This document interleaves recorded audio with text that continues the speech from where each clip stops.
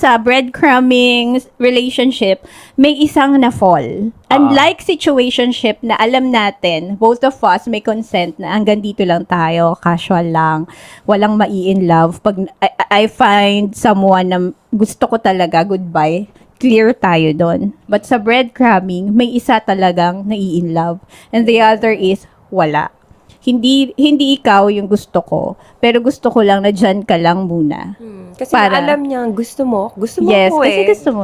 Kaya pag medyo nawawala ka, try it. Huwag ka mag-message sa kanya. Ilang days, ilang weeks, huwag mo siyang pansinin. Babalik siya. Kasi ayaw ka rin niyang mawala eh. Pero, alam mo yon yung parang for you, yung, mas stress ka talaga, yung emotional distress. Kasi gusto mong mag-move on, pero babalik siya sa'yo. Pero pagka kinausap mo na ulit siya, mawawala na naman siya.